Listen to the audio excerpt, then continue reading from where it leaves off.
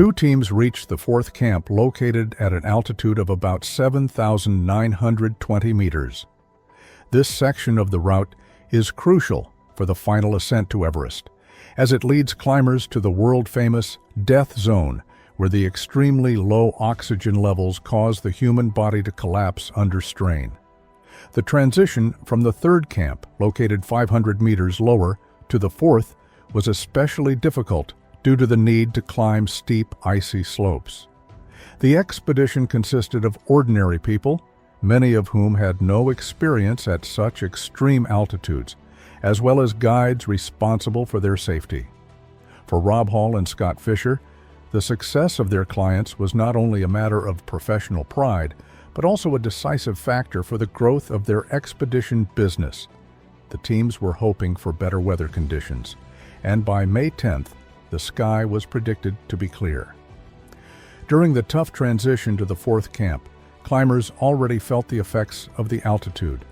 As they ascended, the oxygen shortage intensified, requiring the use of additional oxygen tanks.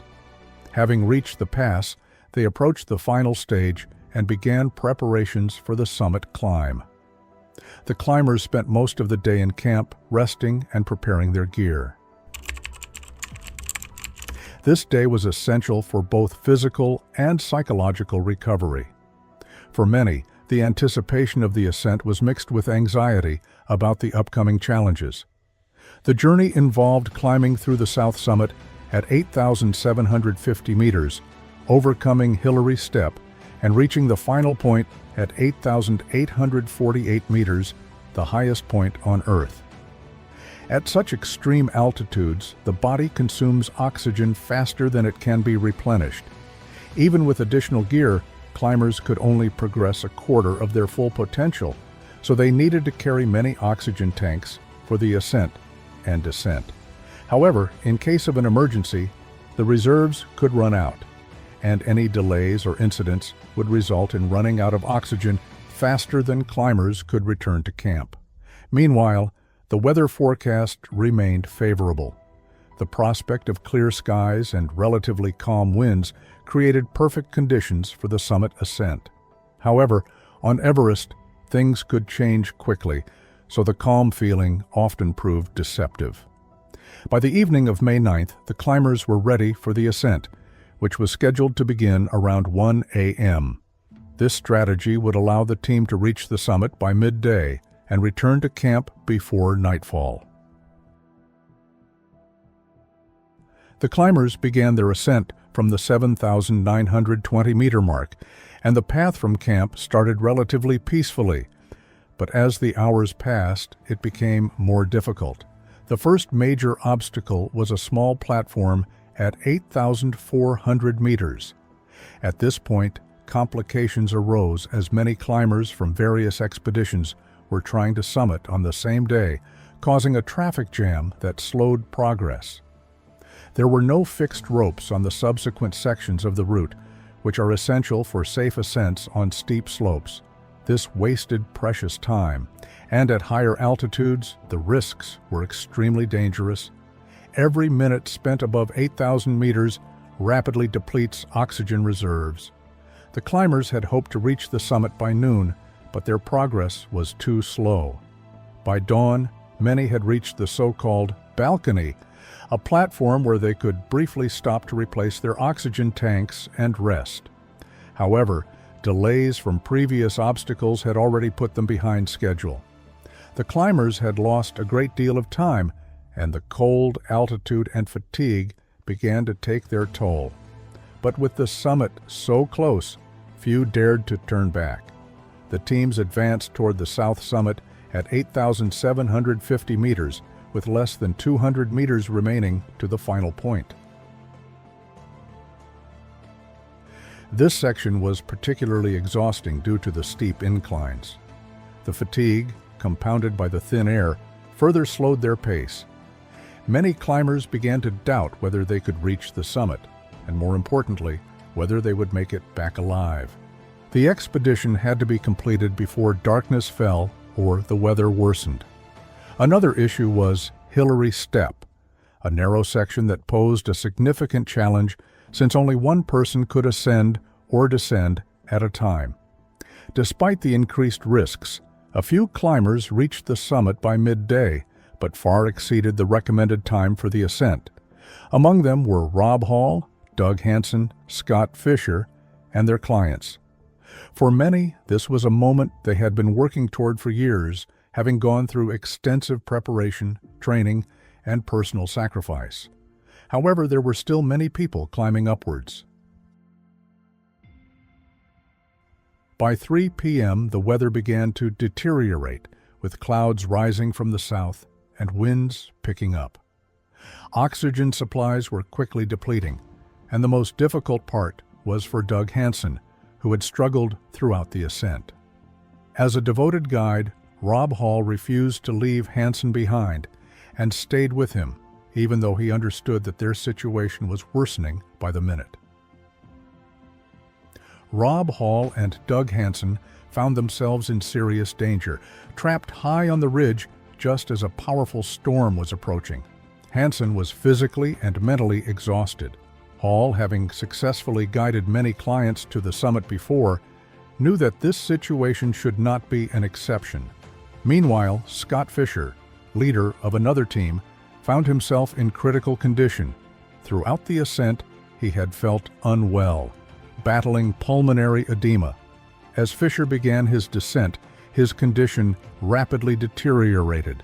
He was unable to continue on his own, and his team, including Russian guide Anatoly Bukreev, tried to offer medical assistance.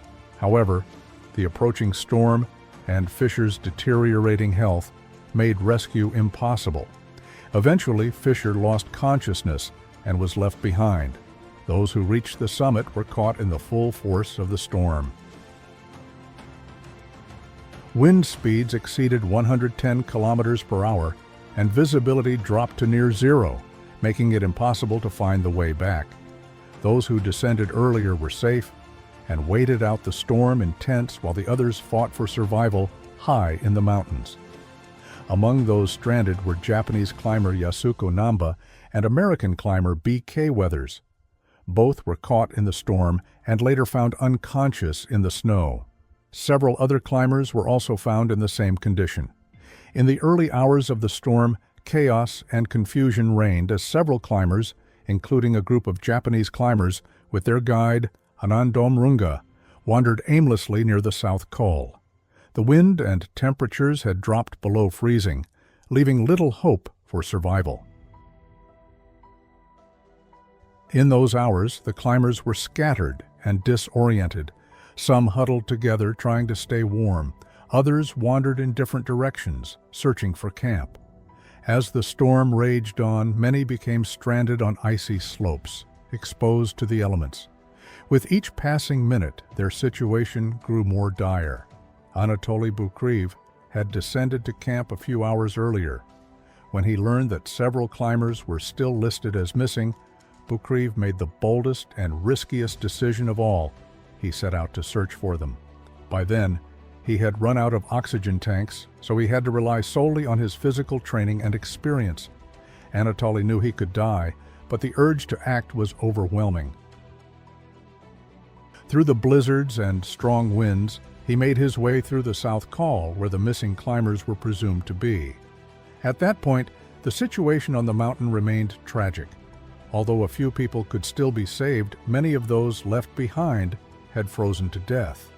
Rob Hall, one of the expedition leaders, was still near the summit at around 8,800 meters. He remained with Doug Hansen, who had lost consciousness the previous afternoon. However, by this time, Hansen had died, and Hall himself was in critical condition. In his final radio transmission, Hall's voice was weak, and it became clear he was slowly dying. Guy Cotter, who was coordinating the rescue operation, tried to persuade Hall to descend alone, but by then, Hall had no strength left to move. As time passed, it became more apparent that Hall would not survive the night. The storm began to subside, and the climbers at camp began rescue operations. Bukreev, who had previously set out on the search, decided to rejoin the operation. he knew that many climbers were still missing and waiting for rescue on the upper slopes of the mountain. Despite the biting cold and the risk to his own life, Bukreev's repeated search efforts proved successful. He was able to find several survivors and bring them back to camp, but others, like Yasuko Namba and B.K. Weathers, lay immobile in the snow, severely frostbitten and unconscious. They were left on the mountainside, as it was deemed impossible to save them. Rob Hall's final communication with his team was a conversation with his wife. It was his way of saying goodbye. Weak and unable to move, Hall knew he would not survive. As the storm subsided, it was too late. In the end, he froze to death. The deaths of Rob Hall and Doug Hansen became some of the most poignant moments of the expedition. Hall's decision to stay with his companion, although heroic, turned out to be fatal. B.K. Weathers, who had been presumed dead, regained consciousness, severely frostbitten and nearly blind. Somehow, he managed to stand and walk. His face and hands were severely damaged, and he later required amputations. But in that moment, the will to live forced B.K. to slowly and painfully descend to camp. His return was nothing short of a miracle. He had spent more than 12 hours on the summit, enduring harsh weather conditions. Music. The situation on Everest remained dire. Although the storm that had raged through the night had subsided, the climbers continued to face harsh weather, high-altitude winds, freezing temperatures, and a severe lack of oxygen, making any rescue attempt deadly.